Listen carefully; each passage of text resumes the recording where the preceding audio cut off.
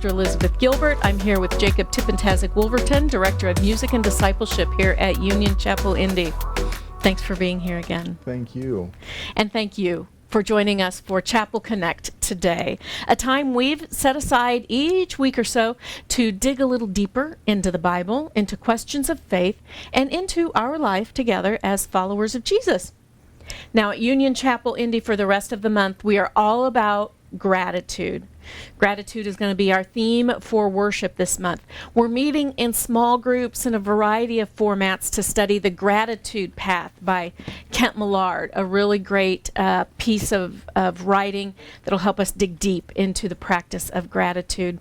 And we're going to, in as many ways as possible, examine the biblical concept of gratitude and seek to grow in our own practice of the discipline of gratitude. I invite you to join us here each week in Chapel Connect. Join us in person at Union Chapel, Indy, if you're in the area, or connect with one of our study groups. We're always glad to engage with you in whatever way is helpful to you. And please, I invite you to like and share this video, subscribe to our YouTube channel, and visit us on Facebook to stay connected with Union Chapel and keep up to date with the content that we put out there. So to get us started thinking about gratitude, we have a short story to share with you today. A story that highlights the power and impact that a life of gratitude can have. In these next moments, you're going to meet Victoria Arlen. Some of you will know her from the hit show Dancing with the Stars. I remember that. My mom loves that show. I do too. Are you a fan? Yeah, not so much lately, but yes, historically I've been a fan. Yep. But did you know that her story starts well before that appearance as a celebrity dancer? And it's a powerful example of what being grateful can accomplish. We pray you are blessed as you hear from Victoria today. My whole life, I've been told what was impossible, what you'll never do, what you'll never become. And very few people told me what was possible and what I could become. If you break down impossible, it says I'm possible. As a kid, I was always super active, and I loved goofing around with my brothers. I'm a triplet, so there was definitely 3 times the trouble and 3 times the craziness. Dancing has always been my passion, and I loved performing. But I was also drawn to swimming into the water. There's something so freeing about gliding through the water, and at 11 years old, I had my entire life ahead of me. But that's when things changed forever.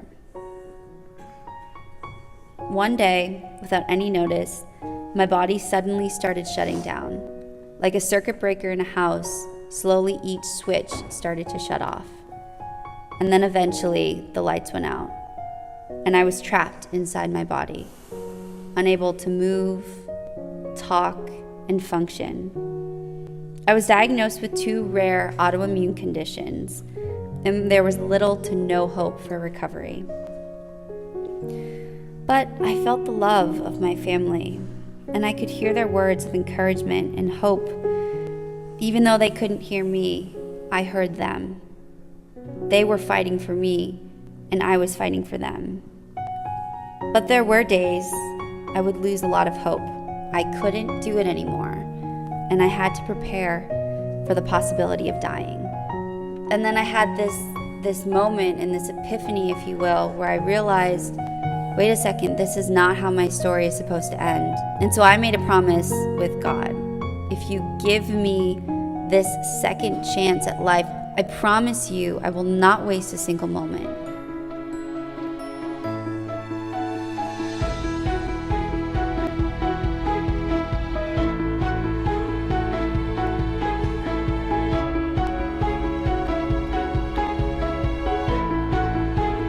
And from there, I knew I had to fan the flame. And I realized this is happening. This is actually happening. Winning gold and 3 silver medals at the Paralympic Games is something I'll never forget. But I knew deep down there was still more work I had to do. I had to continue to redefine what was possible and get back everything that was taken away from me. And the one thing that I had yet to conquer was walking and dancing. That was better! That was so much better! After spending 10 years in a wheelchair, there were days I would go to Project Walk, I would go to my training sessions, and I didn't know if I was possible. I'm possible.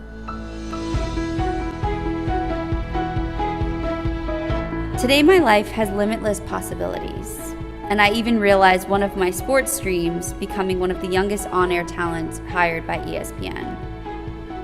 And today, I can say I've realized another dream, being a contestant on Dancing with the Stars. I would never choose what happened to me, but I would never change it. I will use my voice to change the world, spreading hope, spreading love, and spreading light, because the world needs that. That's enough for me. That is what makes all of this worthwhile.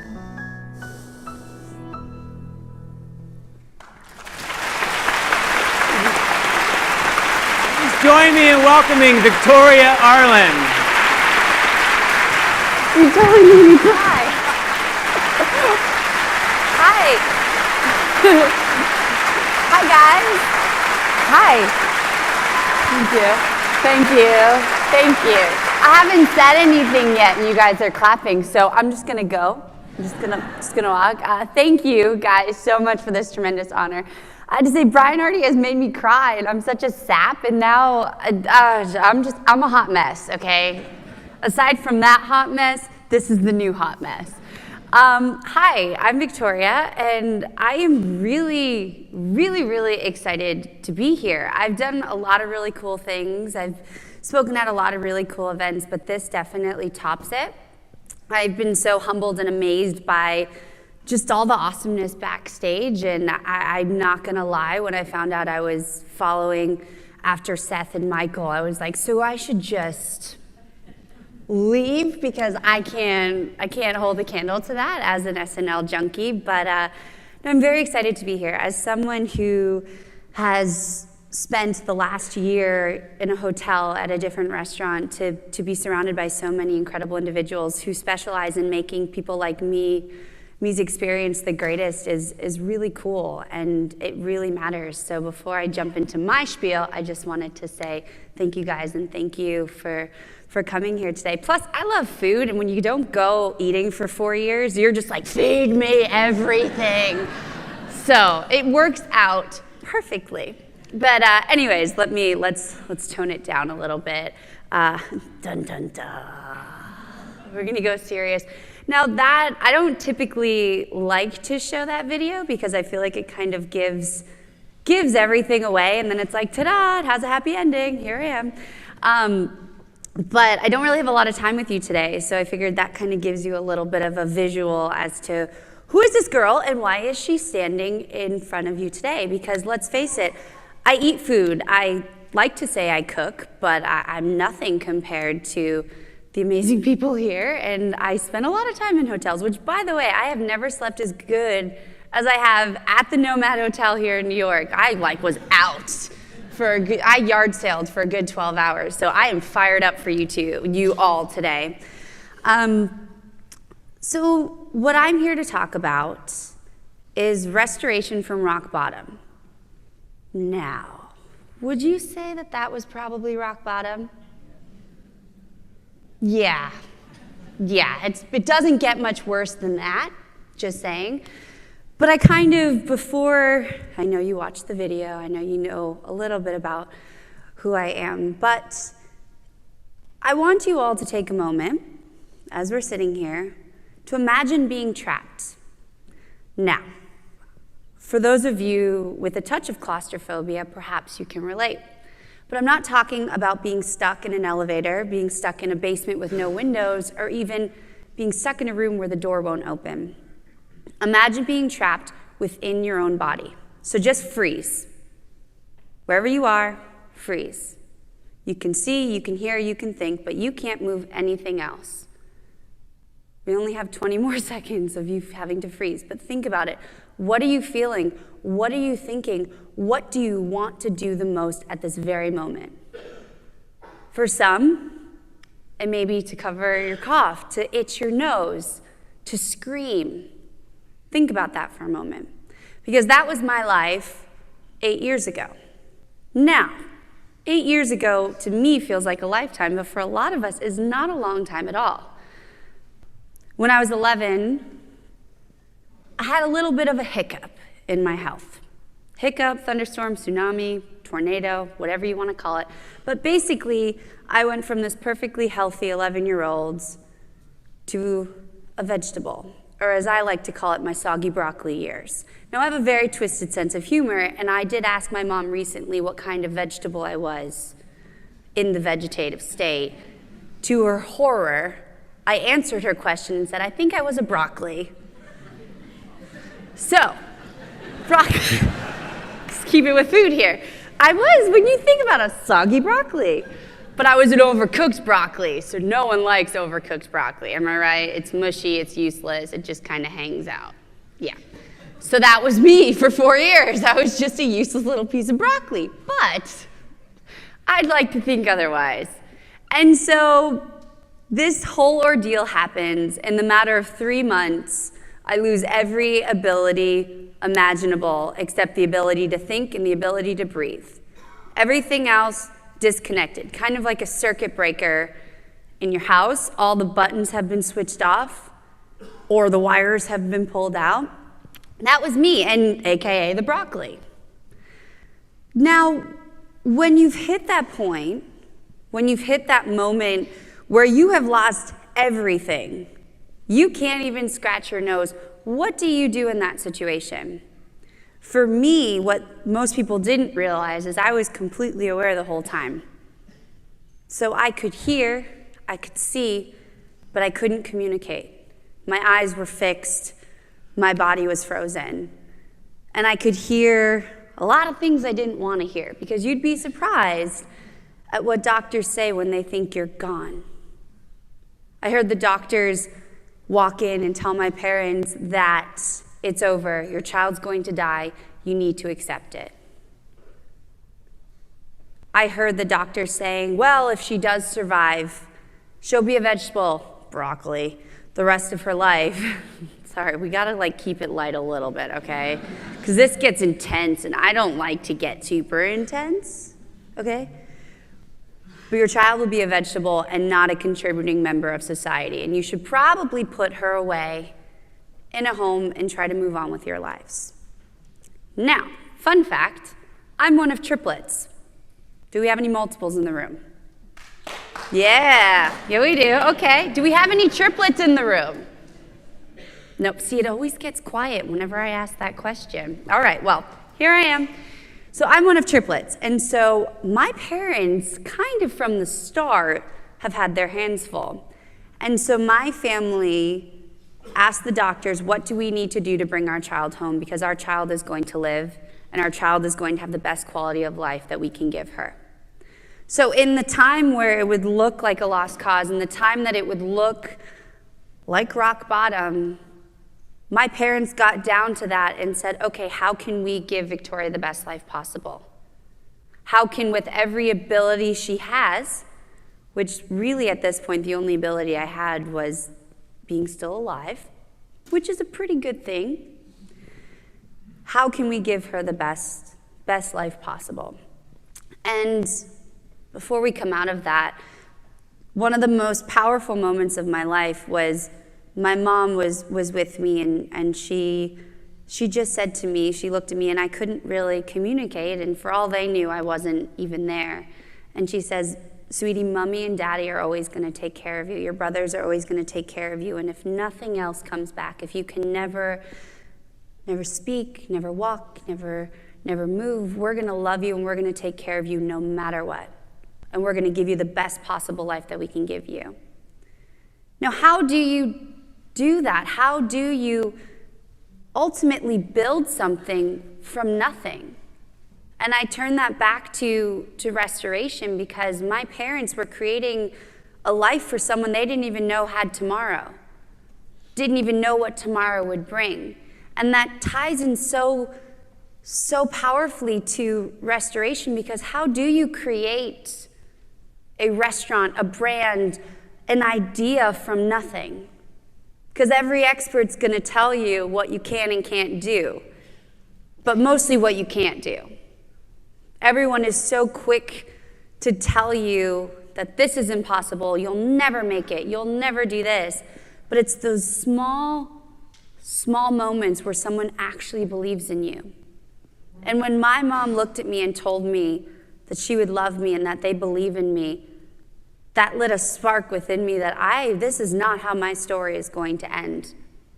And so through a lot of hard work, a lot of prayer, and just being plain stubborn so that one day I could flip a few birds to the doctors that wrote me off, which I still haven't because I'm a lady, okay? I can't tell you if I have done it behind my back, though. I'm just saying. I decided, no, this is not how my story is going to end. And so I made a decision at the height of being at rock bottom. I have two paths. I can be negative. I can tell every reason why I'm not going to get better. I can ultimately plan my own funeral. Or I could decide to list all the things that I'm grateful for. Now, when I've said that before, I've gotten a lot of strange looks, and I can see a few of you. What could you possibly be grateful for? You can't scratch your nose. You're lying in this hospital bed. You have no idea if you have an hour from now, let alone a day from now. You're done. What could you possibly be grateful for? Well, for starters, I wasn't dead yet. I don't know if we have any Monty Python fans in the room. Yeah, but I'm not dead yet. I wasn't dead. That's a good start, but you would think if I'm starting with the mere fact that I'm not dead, I'm really scraping the bottom of the barrel. You're probably right. It was a bit of a desperate time in my life, but it was a moment for me to realize I'm still fighting. I'm still here. And as each day went on, my gratitude list grew and grew and grew. And eventually, it led to a tiny, tiny breakthrough. Tiny in movement, but tremendous in impact. And single-handedly, probably my proudest accomplishment. I regained the ability to blink. Now, we've all blinked. I don't know, you don't say blunk. We've all blinked the 4 years, guys. I'm gonna use that excuse for the rest of my life. We don't think about how powerful blinking can be, but for me to regain the ability to blink and make eye contact with my mom was my window back into this world. And my mom walked into my hospital room, and I just was staring her down. Now, I have big brown eyes. Since I was a little girl, my dad called me Frankenstein because I had these big eyes and a big head, and I was bald with my other two. You have 3 babies. You can't possibly all have good hair. And so my eyes, I was staring my mom down, and she saw me and I saw her, and she said to me, she's like, if you can hear me, blink twice. And I just kept blinking. I did not even stop. I kept blinking, and that was the moment. And from there, I started learning little by little how to live again, how to sit up, how to hold my head up. And as new abilities came back, my gratitude list grew and grew. And what I learned is through gratitude, it shifted my perspective on the situation. It gave birth to hope that maybe things could get better. Maybe I could go on and win the gold medal that I told my mom at 5 years old I would win, or be on Dancing with the Stars that I told my mom at 10 years old I would be on, or even be on television. That maybe this is only just a hiccup along the way, that you can restore what's been lost. Like when a house burns down or a business goes under, you start back up again, you start new. And so for me, this was my opportunity to start new. And it was all based on the root of gratitude. At my lowest point, I found a way to look up. I found a way to stop staring at my situation, stop staring at the inevitable, the death, the vegetative state, the never being able to thank my family and tell my family that I love them, and looked up and said, well, maybe I will be able to. Maybe I will get out of this hospital bed. Maybe after 10 years being paralyzed, I will walk again. And maybe, just maybe, I will be able to dance like this. We're gonna play the dancey video. You're gonna make me dance. Don't make me dance.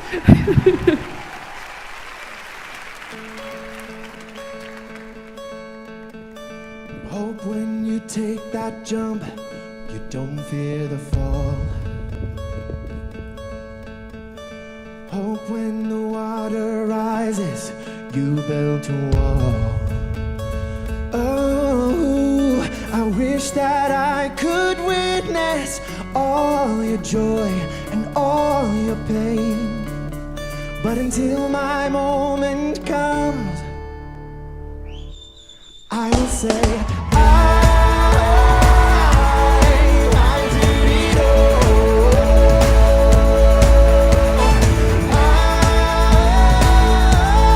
I did it all.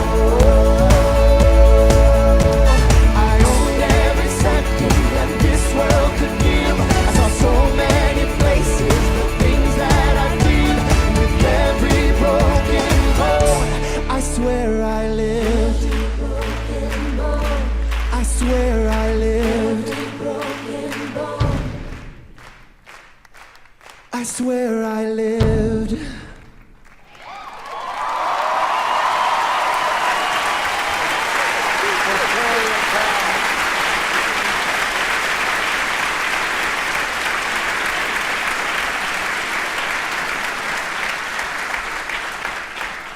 Sorry, I made you cry again. My point being, though, from that video, from what I've told you, from kind of the Cliff Notes version of my story, is when I hit rock bottom, the only way I knew how to get back was through restoration, which is why we're all here. That is the theme, is how do you bounce back? How do you keep moving forward when every odd is against you, when opportunities have failed you? In my circumstance, when my body has failed me, and when there seems to be no hope, when there seems to be nothing to be grateful for, I encourage you all to find that gratitude.